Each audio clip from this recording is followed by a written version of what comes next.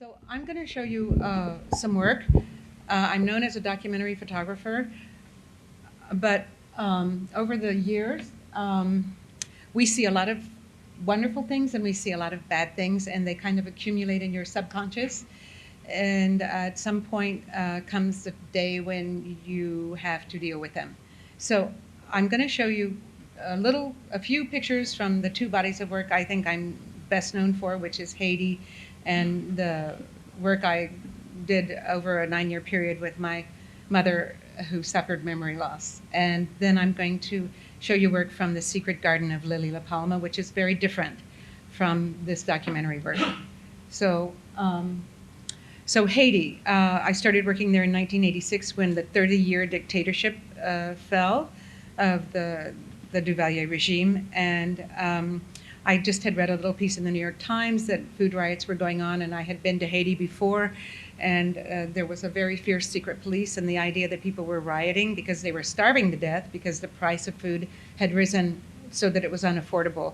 So I went to see what happened, and after a few days of peaceful demonstrations, people started to riot. And one day, after a very long day of peaceful demonstrations, I'm not going to talk about every picture, but this is an important one.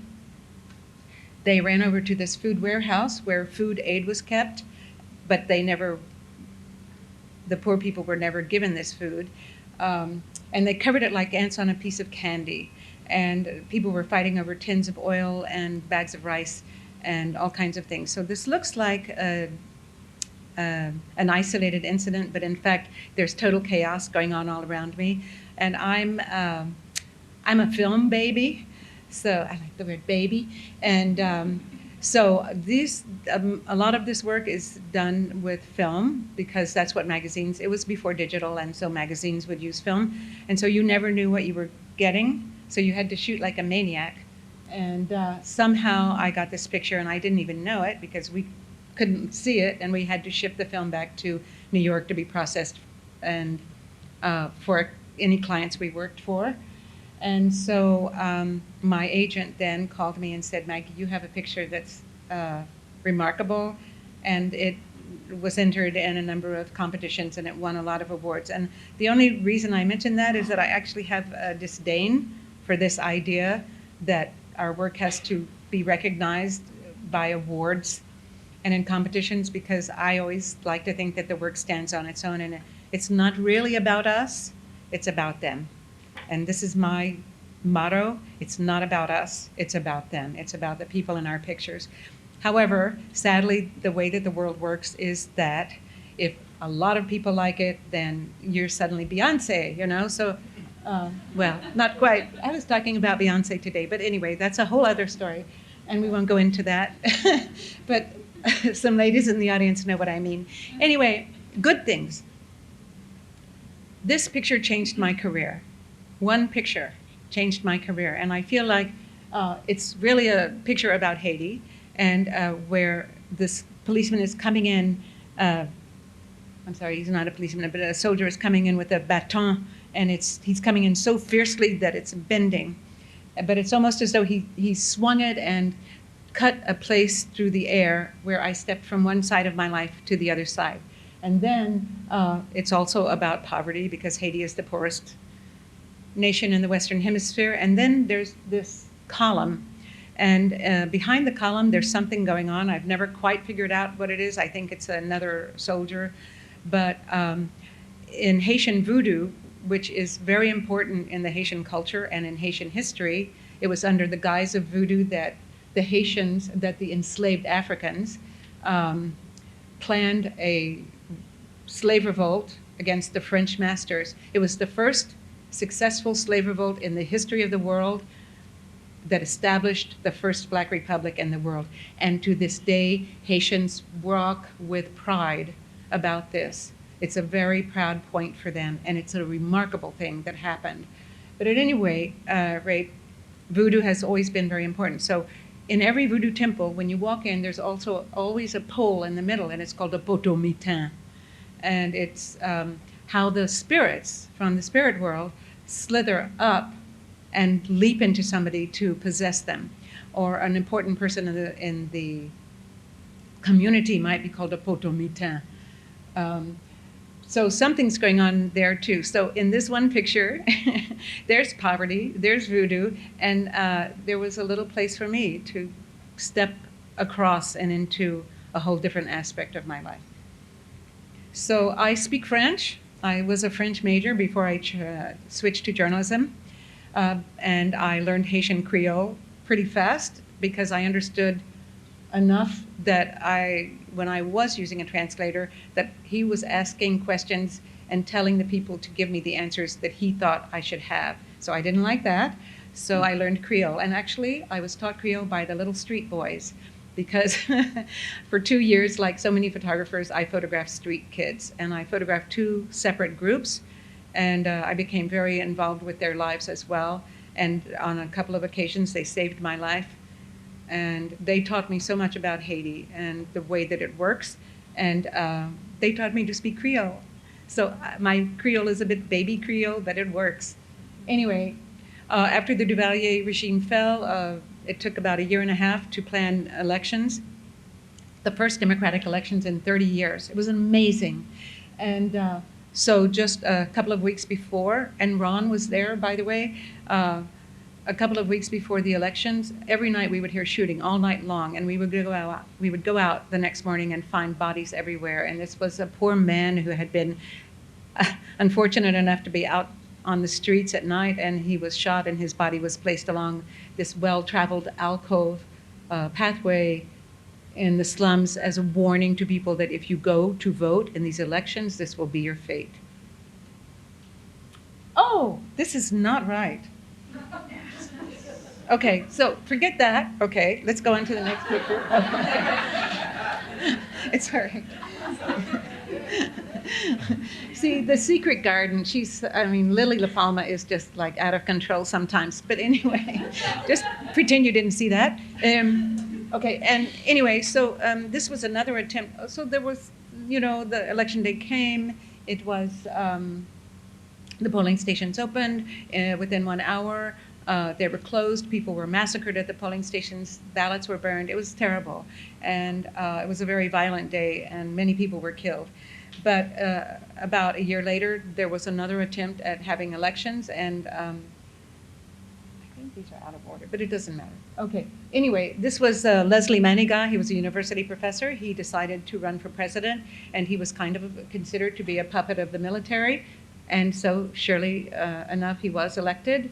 And so it was elections, but it was still Haiti under the gun. And he only lasted 4 months in office because he decided at some point he would be a good president, and he was overthrown in a military coup d'etat. And during that election day in which Leslie Manigat was elected, the Haitians felt that this was all prearranged, and so they set downtown Port-au-Prince on fire.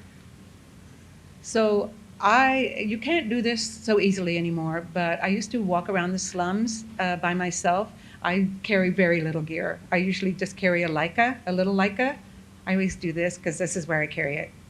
Around my neck, not, oh, bless you, not in my bra. But anyways, I'm only mentioning bras because one of my students is doing a story about bras. Imagine. Anyway.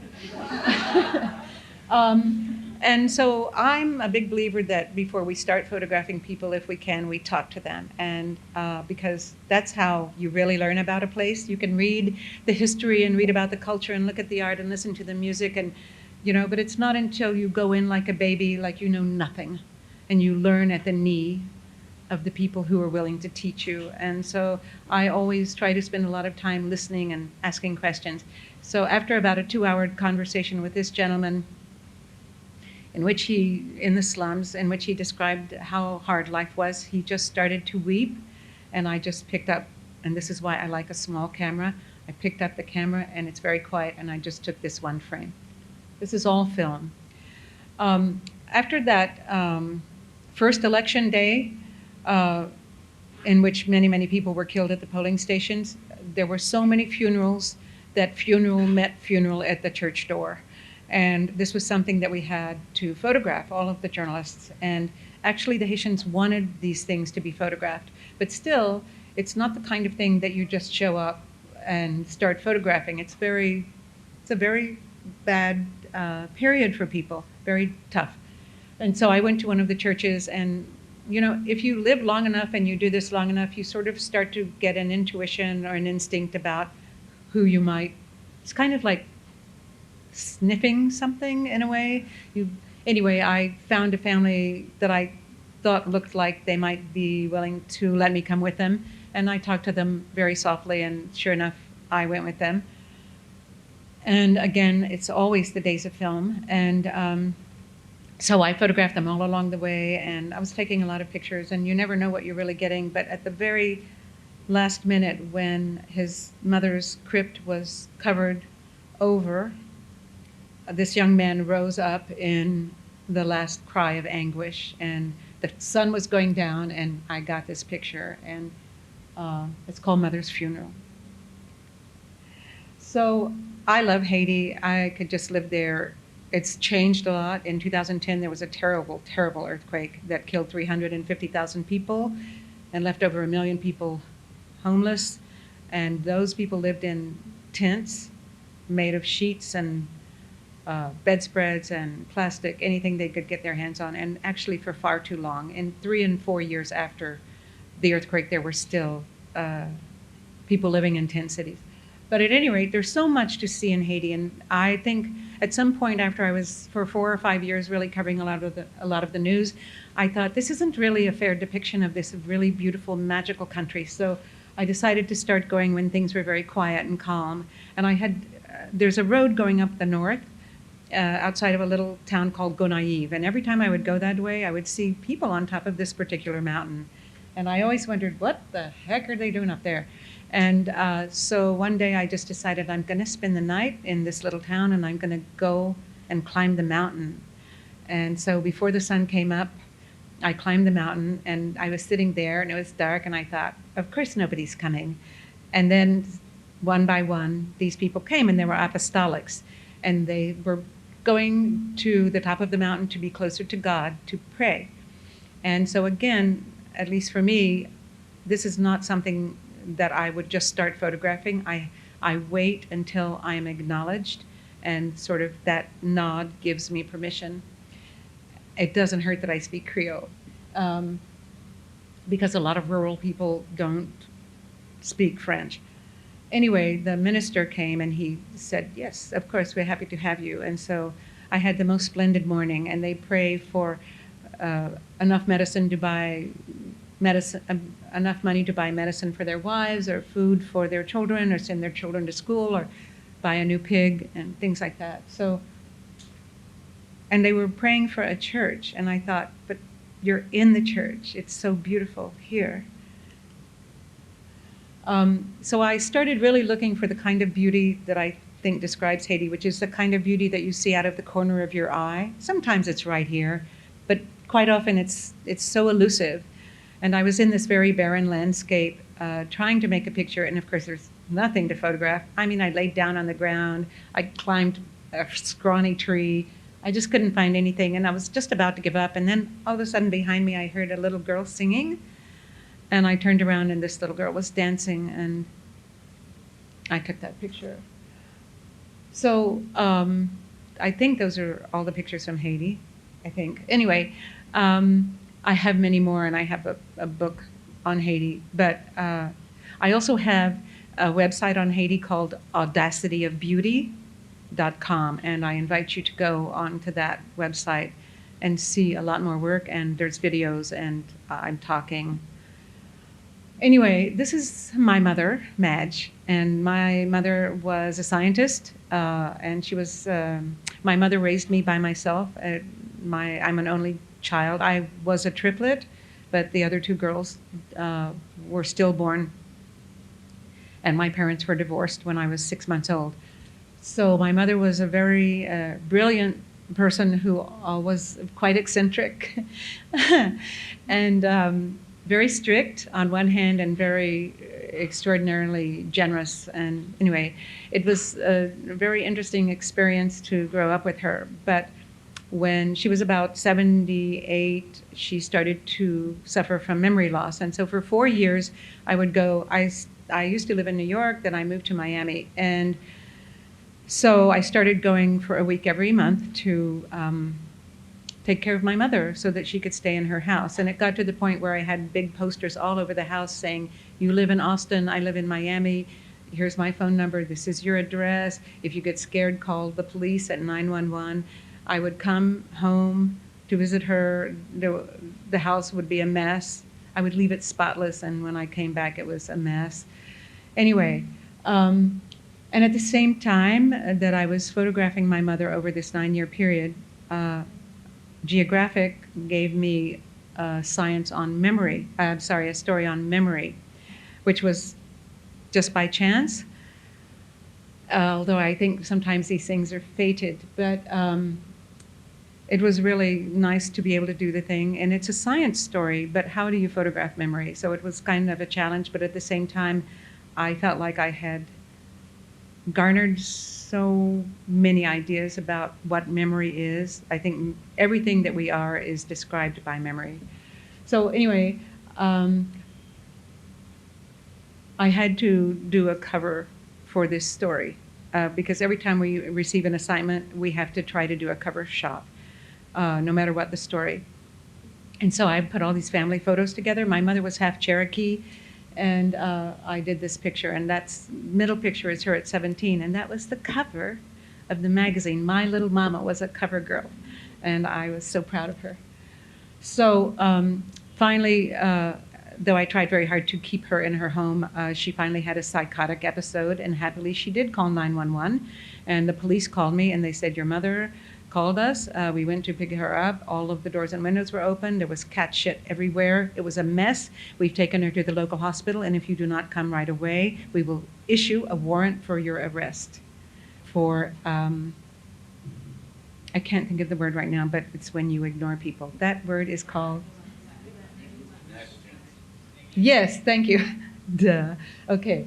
Anyway, so I did. It took me a week to get her out, and then I just realized in a way that had to happen because she wasn't ready. And I have to tell you, one of the worst things you'll ever have to do is take your parent for the last time out of their house. So anyway, in the meantime, I had started to look at all kinds of places for my mother because I knew I couldn't take care of her because of my work. It entails a lot of traveling. And I looked at 50 places in a 3-county area, and I found a wonderful place where all of the women are caregivers, and they're Cuban and Romanian. These are highly emotional, highly loving people. And so my mother, who would get up every day of her life at 5 a.m., could have breakfast in bed whenever she woke up. And she blossomed. She was a very eccentric recluse. She didn't like people. She liked science and animals. And she liked me, but she blossomed, and she became very social, and she was very happy.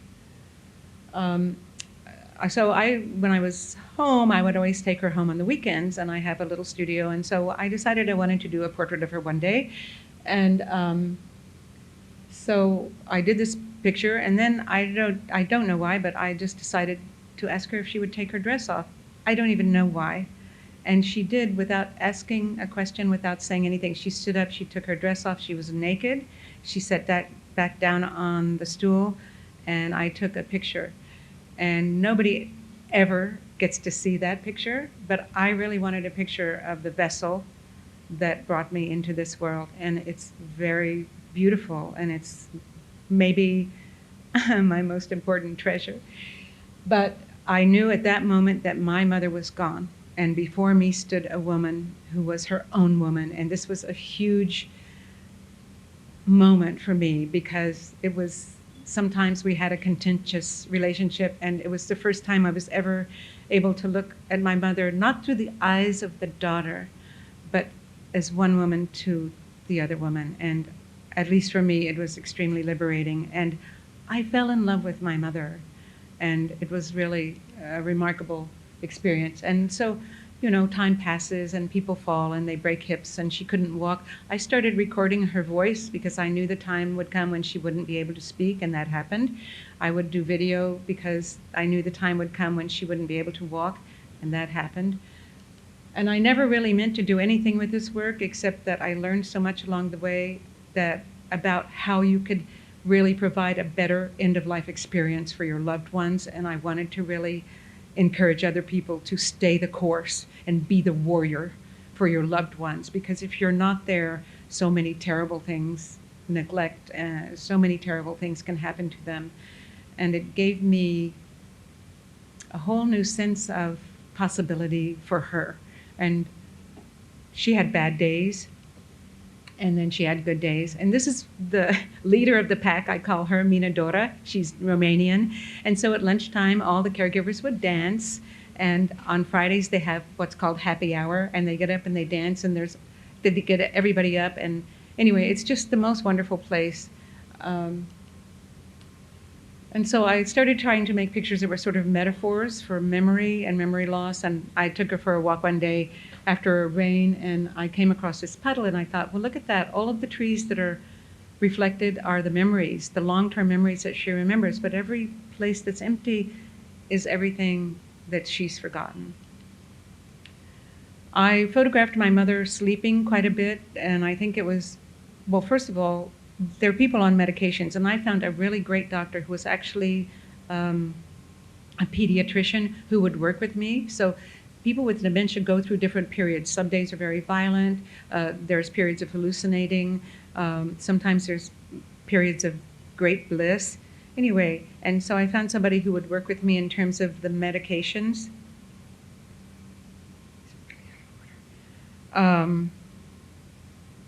These are really out of order, but okay, I don't understand. Okay, it doesn't matter. But I would photograph her a lot, sleeping, and I think it was because I was trying to get used to seeing what she would look like when she died. But this is my favorite portrait of my mother. And yeah. So I think these were a little bit out of order, but it's not Tiff's fault, so don't worry about it. But anyway, so I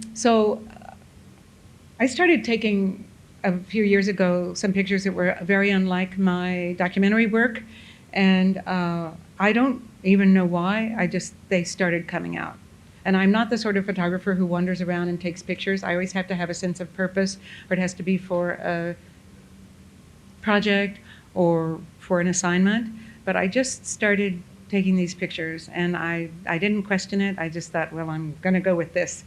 So I decided that it came at a time as well, and maybe this is why. So I've been in this business for a long time, and what happens is that you get categorized. And so I started to feel that maybe people thought that they knew me and that my documentary work described me. And so I would be put over here, and people thought, well, that's her, that's what she does. But we're so much more than just one thing. We're not one-dimensional. And so I decided I needed to find a way to reinvent myself. And somehow these pictures started to come out. And so I thought, okay, this is a new idea, and I need to protect it and put it in a safe place. Because a lot of times when you start to share your ideas, people will say, well, that's nothing. And so 3 minutes, really? Okay. So I talk too much. Anyway, The Secret Garden of Lily La Palma was born, and it's a safe place. And I started in this garden to make all kinds of new pictures. So I'm just going to go through these very quickly and tell you the titles.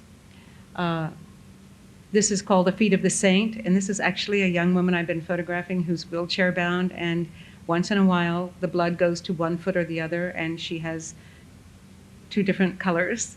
And I call her the saint because I think a saint would have all races in them.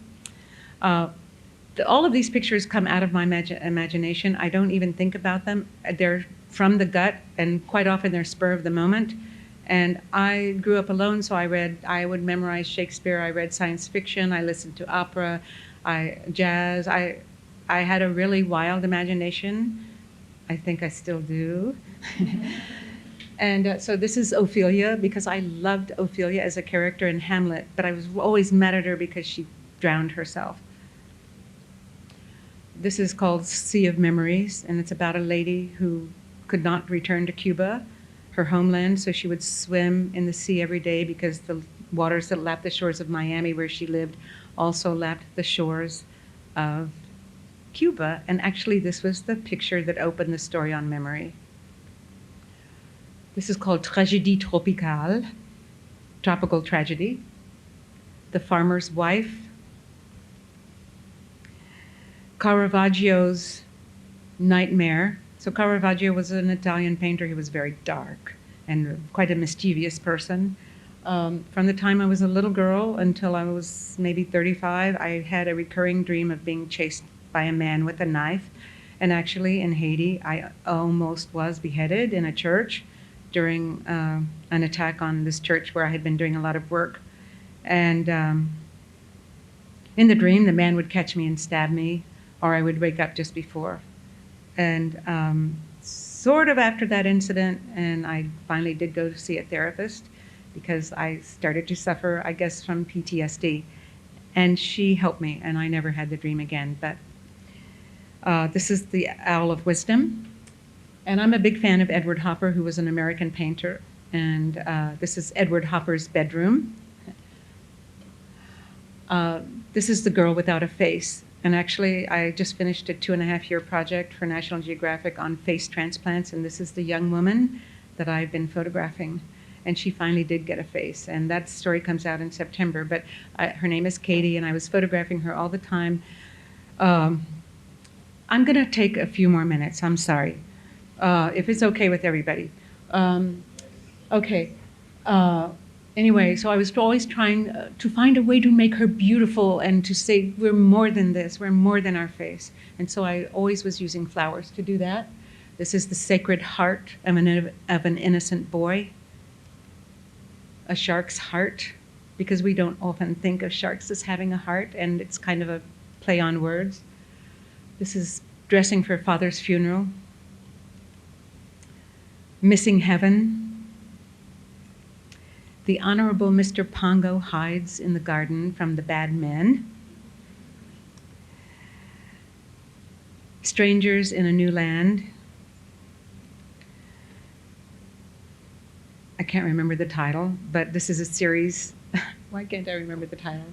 Men with Flowers. I guess that was it. And I'm doing a series of Men with Flowers because I think that men have a gentle side to them, and I like men very much. And at this moment, I think they're very confused because of the Me Too movement, which I think is a very important movement. But there are a lot of very wonderful men who are very respectful of we women, and we love them for that. And so I just wanted to start to make a series of pictures that spoke to this idea that there are some very good men. I don't know what that's doing in there. This is The Martyr, The Sacrificial Lamb,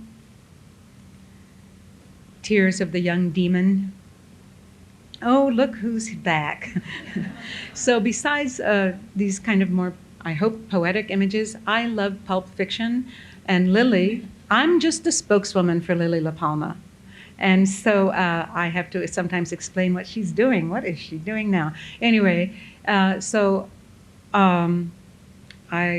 have a terrible fear of knives for the reasons that I already kind of explained. And so I photograph them to get over that. And yeah, pulp fiction. This is the crime scene. Anything can happen. When I take a bath, I always keep a camera nearby because anything can happen. Waiting. Suspicious Character. The Sword of Righteousness. I haven't given this one a title yet. This is The Suitcase Murder.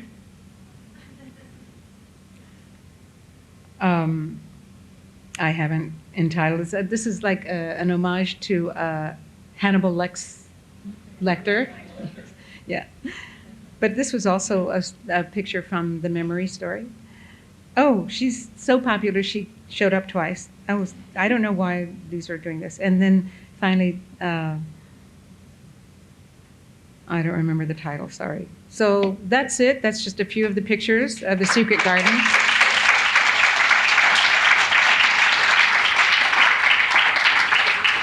And so I'm using Instagram. I'm just going to speak for 30 seconds. So I use Instagram to post a lot of my pictures if you want to see those.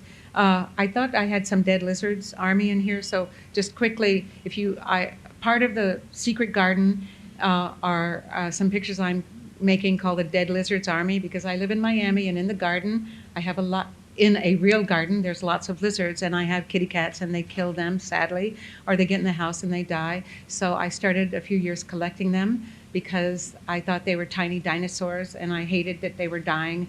So I started freezing them, or I would put them in a plastic box, and some I put on the kitchen counter, and I watched them as a scientific experiment to see how quickly they may or may not deteriorate.